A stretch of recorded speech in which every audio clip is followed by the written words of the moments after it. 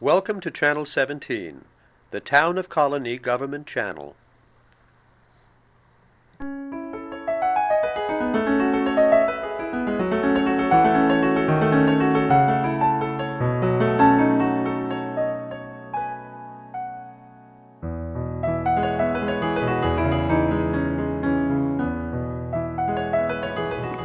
All right, well, welcome to Meet the Author. My name is Joe Nash. Today we're talking to Professor Patty Salkin from Albany Law. We're going to be talking about her book here. It's small, you can't see it. It's called Climate Change and Sustainable Development Law in a Nutshell. So welcome, Patty. Thanks for coming. Thanks, Joe. This series, it's part of the West in a Nutshell series. They take big, complicated legal things and they sort of boil it all down. I've seen many of these in my days as a librarian on like Social Security, bankruptcy, contracts. They have over 100 of these, but this, to me, is a little bit unique. How long has climate change been sort of part of the law, becoming part of the law? You know, I think that probably it's emerged over the last decade, and it's become more a part of our vocabulary over the last five or 6 years. And they're starting to develop a number of reported cases and a body of case law, but it still is small. It's small. Well, you're, I forgot to say in the beginning here, you're sort of an expert, I guess, nationally recognized expert in land use, zoning, and development law. So how did you get it, like you just said, climate change is only just now starting to become part of this whole thing here? Well, we might as well start at the beginning, define the terms, as they say. What is sustainable development? What do you mean, when you say that? When we talk about sustainable development and sustainable development policies and sustainable development law, we're really looking at policies and strategies that will enable us to have a good quality of life today without compromising the community, the land, and the earth for the generations to come. Okay, well and now the big one, how do you define, because this is part of the title, climate change? I mean, there seems to be a lot of misconceptions about that. Does that mean global warming? What does it mean, a wider array? What is climate change today in 2011? Right. I think that climate change and global warming are related, and climate change describes one of the results of global warming, which basically the science unequivocally, according to the United States Supreme Court, indicates that the Earth's temperature is rising. And when we look to what the causes of the rise in temperature are, much of it comes down to our greenhouse gas emissions. And then when you look at what's the big deal if the temperature is rising, if there's global warming? Mm-hmm. Well, then you start to look at sea level rise and all kinds of other things that are bad for sustainability and bad for the environment and bad for the planet. And sustainable development law and climate change law kind of looks to see what is it that we can do to slow down global warming. Okay. Well, the beginning of your book, you have a whole little historical outline, or background, going back to all the Kyoto Protocol, the Rio mm-hmm. Accords, Stockholm, Copenhagen. There's a big section here. Is the U.S., are we on board with all these treaties and accords, or do we follow? I don't know what the question is. Do we follow them, or have we signed them all? Are we? Well, we have been a party to all of the international conventions and mm-hmm. meetings revolving around sustainable development and climate change. Exactly what we sign on to and what the other countries sign on to differs. They are negotiated at each of these different conventions. And you have to remember what comes out of these conventions is primarily non-binding agreements mm-hmm. that the countries are going to strive to, aspirational kinds of things. And we sit there and negotiate with China and with other developing countries in order to try to get each other to agree to emissions reductions and to cap and trade kinds of schemes and other things. I think that from a sustainable development perspective, what came out of the Rio Accords, the Earth Summit, and Agenda 21 is probably much more a sustainable development and less of a climate change. But again, that happened in the 1990s, and so it was really before we started framing everything in terms of climate change. So do we, when you say we go to all these things, we're parties to these, does that mean we have to follow them, or we should, or well, how does that, are all the countries following these things? I mean, when you read the paper, when you read the news, you sometimes wonder if. You know, I think it's a matter of degree. Yeah. So I think that advocates for doing something about global warming through climate change law or through sustainable development law are never going to think that it's enough because we're so far behind. Yeah. And the end results are scary if the science is truly correct with their predictions. And so I think we take what we get and say it was a success, and we're waiting for the next one. So there's been a lot of meetings of the parties. They're called COPs, or the Conference of Parties. And we just finished one in Cancun, where again there were more agreements reached, but the groups have continued, the countries continue to agree to meet and discuss and take incremental steps. You know, the challenge is that these are major countries in the world, and everything that you agree to with respect to greenhouse gas emissions does have an impact on the economy in the countries as well, and it's that balance, and that's what we're talking about with sustainable development. Well, in your book, you make a point of talking about the importance of local governments, and we've been talking about international, and we also have federal, but you seem to be saying that most of the changes, or most of the things that will hopefully help the environment, are going to come from local laws and things. Now, could you talk about that a little bit? Yeah, and I think that was really our motivation in writing this book, coming from a land use and community development perspective. According to the U.S. Census Bureau, by 2039, the population in the United States is going to increase by 100 million people. So that's an increase of a third from where we are now. Between now and yes, 20, and 20, okay, so it's 100 more correct. million or so, okay. And 100 million more people translates to approximately 40 million new households. Okay. And when you think about places where these people are going to live, and how they're going to and where they're going to work, and how they're going to recreate, shop, travel, do all of these things, we have an opportunity through our land development patterns, which are all controlled at the local government level, not at the federal or state level, to proactively do something now in order to sensibly accommodate that growth. Well, can you give the number that keeps coming up here we were talking about before? Just give the number of how many municipal governments are in just our country. Forget the rest of the world. And right. Well, you know, depending upon how you count local government. So if we restrict it to counties, cities, towns, and villages, because those are the ones that primarily have control over local land use regulation, you're talking in the number range of about 40,000, which sounds like a lot. But just think about New York. We have 1,600 units of local government, counties, cities, towns, and villages. And with the exception of counties, the rest of them, which is just over 1,500, have zoning and planning authority. so what can, what are some of the difficulties? I guess this would be a two-part question. What are some of the biggest difficulties in this? But how can smaller units of government do things to help sustainable development? I mean. Yeah, well, let's talk about the challenges first. Okay. So, it's always good when you have a national framework or a national policy to deal with major issues where you're trying to get the rest of the country to follow along the same kind of path or protocols.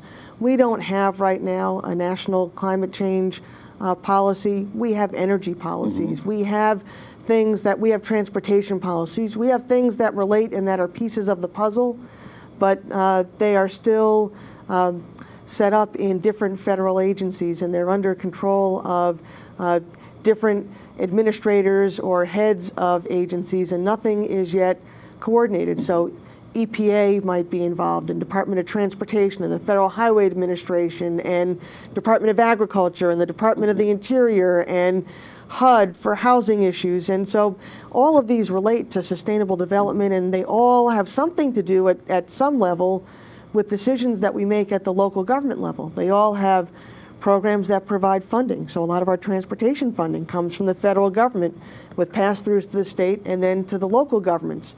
So the federal government does have an opportunity, even though it's not organized through all of the agencies, to impact what happens at the state and local level. But it'd be great if we could eventually get to a full climate change or sustainable development law policy. Bills have been introduced, but as I said, there are large corporate interests, emitters of carbon dioxide that have a vested financial interest in this. There's all kinds of manufacturers, and so it gets a little complicated at the federal level to reach that, which I think eventually we'll get there, but we can't put our eggs in that basket because, as we talked about, we do have a global warming situation. The science is that it is happening, and it's going to continue to happen. We see the effects of it in terms of what we call natural disasters, and some people question whether they are human-made disasters as opposed to natural disasters. And so my co-author and I really feel that we should be doing something now. We should be able to use the law now in order to start to make changes and not wait for Washington. Do you foresee, or is there something in the works, is there a national policy trying to be put together? Well, President Obama has indicated that that he is working on one. It has been a platform of his administration, and as I said, a lot of agencies are working on different things, and there have been bills introduced, but nothing serious enough yet in order to be the federal law. So then we started to look at state governments, and state governments are starting to do a lot of things, but those things are more studies and creating task forces and putting out statements like, by the year 2030, we'd like to reduce our greenhouse gas emissions to below 1990 levels. And, and then figuring out 100 more million people by then. Exactly. And so different state agencies around the United States are doing different things, looking at renewable energy, looking at transportation policies, and so forth. But one of the things that we discovered in our research is that most of these states, when they have these task forces and commissions, they're leaving out local governments. So even with New York State and our climate change task force, it was really getting the state agencies together and looking at state policies and state programs, which is important. What can we do as a state government to reduce our emissions? We own and operate a lot of buildings, and we have a lot of cars and fleets, and we have a large workforce, and we let out a lot of building contracts. So clearly there are a lot of things that the state government can do, but that still isn't getting to things that you and I would recognize in terms of what's happening in our own local communities. Okay, so then let's leave out the federal things for the moment and the state. And because a big part of your book is the local government aspect, what can local governments, what can they do to, or I'm sorry, I already asked you that, but give us some examples of what local governments, either in New York State or locally or around the country, because there's many in the book here of initiatives a lot of smaller communities are taking. So give us some examples of what some local governments are doing to help in this. Well, since I'm a land use professor, I have to start with the law, and I think that we have to build upon this. So the first thing, in order to exercise zoning control in New York, for example, the law says that zoning has to be in accordance with a comprehensive plan. So municipalities across the state, like the town of Colonie, have adopted comprehensive land use plans. So in order to have your zoning regulations and your land use regulations be in accordance with that plan, the plan is a vision of your goals and priorities, what you want to be. A lot of communities in the capital region are starting to put climate change and sustainable development principles into their comprehensive plans to provide the foundation or the framework so that they can then go and implement laws. So The Village of Altamont has great language in their comprehensive plan. The town of Bethlehem just revised their comprehensive plan a few years ago, and they talk about sustainability and energy efficiency as just general goals. Then you can take those goals and start to look at your zoning ordinances and your subdivision regulations and site plan review to say, how do we get there? And so, for example, in Malta, where they're coming in with the new high-tech development, as they were designing their zoning ordinances in order to accommodate that new development, there's actually a provision, several provisions in their local laws that suggest that the buildings that are going to be built as part of this project should be LEED certified. And LEED, so that I should just describe or define the term, the United States Green Building Council is a nonprofit. It's not a governmental entity. They are a professional organization that have come up with building standards or a building code that certifies that the building is really energy efficient, that it reuses materials that are developed on site, so it can capture rainwater, for example, and reuse that water in the building, that it cleans the waste that comes out of the building, the way the building might be positioned in order to capture the greatest amount of sunlight in order to reduce the need to rely on the thermostat in the building for heat that's coming from fossil fuels, and all kinds of standards from the architecture of the building to how the building actually operates. And they certify buildings at all different levels. The highest level is platinum, then you can go to gold, then silver, and so forth. And a lot of local governments now, including Malta, are saying, new buildings, we want them built to LEED standards, so that they're either LEED certified or they're eligible to be certified by LEED. There are other organizations that do this type of certification as well. Now, do you see this going on, things like this all over the country? Are you starting to? It is all over the country, and local governments are incentivizing builders and developers to create more energy efficient buildings by, in some cases in New York, offering them a streamlined review process so that they might get their applications reviewed quicker and decisions quicker, to rebates on building permit fees if they build a building that is green or sustainable, to fees, extra fees, that if they don't do it, then they have to pay into a green fund for the municipality. So, you know, there's a lot of carrots and sticks in this, but that's just looking at the building itself. Other things that municipalities can do, and one thing that I noticed that the town of Colonie has been very involved with their Pathways program, making sure that there are bicycle lanes and lanes or sidewalks for pedestrians. That gets people out of cars. Cars are responsible for about 17% of our greenhouse gas emissions in the United States. Now, do you see, with all these tens of thousands of municipalities trying these things or starting to, when there is resistance, what are the usual reasons? You know, I think that it depends upon what the issue is as to whether or not there is going to be resistance.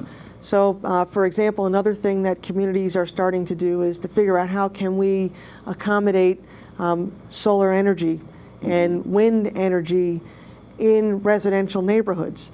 And if you think back to the last time that we had an oil crisis in the 1970s and the solar movement was just really starting, the solar panels were these really big panels that were, you know, obvious in neighborhoods. And there was lots of case law where neighbors said, you know, this is a nuisance and we don't want solar panels on the house next door because we think it's going to reduce our property value, balanced against the need to find alternative energy sources and the government trying to promote solar energy. Today, the technology for solar energy is so much better, and the receptors to capture the solar energy are so much smaller that that has become almost a non-issue unless you're in a homeowners association that has restrictive covenants. But what has been an issue is somebody who wants to put one of these small receptors on their house saying that their neighbor's tree is blocking their sunlight. Okay. So And now you have neighbor let's disputes. go in the opposite. Right, well, because you have to have access to the sun. And so some states like Arizona and Florida and Colorado are passing state statutes saying you can't block sunlight. Well, one thing you point out in your book, and some of the things you've just been talking about, you seem to be, or it says in the book, local governments, they're more flexible than perhaps the federal or these international. So why? I mean, why is that? I mean, Because at the end of the day, when we decide... can they bypass federal and international treaties or whatever? Well, no, they can't ignore them, but they can do more than what the treaties say or what the federal statute is or even what state laws may be. So, for example, if you own 100 acres of land and you wanted to develop it, you're subject to the local zoning regulations, the local land use regulations in the municipality where your property is located. And so if that municipality, if their land use regulations are green or are consistent with principles of sustainable development, then how you think about developing that property is going to be a lot different. That you may be in a mindset in order to get your permits, to think about open space, to think about making your buildings more energy efficient, to think about what kind of development is that going to be. One of the things that a lot of communities are moving towards now is this mixed-use development or planned unit development. When zoning was first created at the turn of the century, New York City was the first municipality to have a comprehensive zoning law. And at the time, we thought that zoning was about separating incompatible land uses. So for example, you wouldn't put retail right next to residential because that would be incompatible. Well, today, as part of the sustainable development movement and the smart growth movement, we've come to realize that, maybe it's not such a good idea to have hundreds and hundreds of suburban homes in one part of the town, but nobody could get to the Little League fields or the soccer fields or the town pool unless they get in their car and get to the other side of town. Yeah. And that's created an environment in suburbia where people are automobile dependent, and again, it's a major CO2 emitter. And so now we're thinking about these mixed-use developments, instead of separating these incompatible land uses, creating a community where people can live, where they can shop, where they could recreate, and in many cases where they might be able to work as well. People should be able to walk to walk to the everyday things, I think. Right. Well, you have a whole chapter. I'll just tell people watching. There's a whole chapter in here called Green Buildings. There's a whole chapter in here called Green Neighborhoods. So what is this book is sort of is it a how-to, or is it more this is a situation today, or can it be used for both? Well, I think that the introductory chapter really sets the framework of what's happening at the international level and giving people a flavor for what's going on in Washington right now and around the country. But what I think the bulk of the book really tries to do is to tell people, and by people, it's you and me, and it's also our elected officials at the state and local level, and also focusing on local, it's the planners and the community developers and community activists to say, there's a lot of good things that we can do through our land use and development codes to really strive towards these principles of sustainable development, which will make our quality of life better. It'll preserve our communities and our planet for the future, and make and help with the environment as well. It's a little different, you have a lot of those commercial books that say, 101 things that you can do to save the planet, and recycle your newspapers and other kinds of things. And, this book is kind of like that, but at a different level, because it really focuses on our land development policies. So who do you hope will have this on their shelves? What kind of, like elected officials, planners, environmental advocates? Yes. Well, we and builders and developers, we hope that everybody who is interested in how we use land and how our community develops will take a look at this and see some of the ideas that are catching on around the country and some of the ideas that we could adapt here because if we all don't take responsibility for doing something in order to reduce our greenhouse gas emissions, then we're not going to be successful in addressing the challenges of climate change and global warming. Well, do you have hope that, I don't want to say this will all come to pass, but do you have hope that we can follow, as a country, we can follow some of these things? There's always that clash between economic development and whatever, for lack of a better term, the green movement. Do you have hope for this, or are people really starting to see? You know, I was telling you before we started, 3 or 4 months ago, I read this big article in the New York Times about the sea is encroaching. I mean, it is literally coming in on this town, these towns on the coast. The sea level is rising, and there's this big story. You know, are people really starting to see the light, or are you? You know, I think there are pockets of people in every community that have adopted this as an initiative or as an effort, and I think it has to start there. I do believe that the only way that ultimately we're going to be successful is if it's bottom up and if there's buy-in with the general public, because let's face it, our elected officials at every level of government will respond to their constituents. Oh, yeah. And so people have to want to do something, and the fact that this book offers homeowners and business owners who are going to design a new office complex options and ways that they can do it in a more sustainable way. You know, I hope that all of those people read it, and quite frankly, I think that the Green Label is selling now from a marketing standpoint, and people are starting to pay attention. You know, another outgrowth of this is all of the green markets and the farmers markets that we see. That's a land use issue as well. And that's sort of not exploding, but that's definitely a growing thing in communities, not just in this area. Whenever I travel, there's farmers markets everywhere now. I mean, it's really coming. So it's the locavores, the eat locally grown food, and right now actually one of the big issues that is in the news daily across the country, and it's one of my short-term writing projects. I'm doing a short piece on regulating backyard chickens. Oh, okay. Well, you know, and again, you might think under the old notions of zoning that's incompatible to have, you know, 6 or 10 hens in the backyard in an urban environment in the city of Albany or the city of Schenectady or the city of Troy or even in some of our suburban communities. But that's part of the Grow Local movement, and that keeps a lot of the food and produce, not just the poultry, but our vegetables and so forth, out of the large 18-wheeler trucks that are also big emitters of greenhouse gas because they're traveling across the country. We got to do better to maintain and grow our regional food sheds. Well, I've also heard the term recently, urban farming is a term I've heard. I don't mean a 40-acre farm.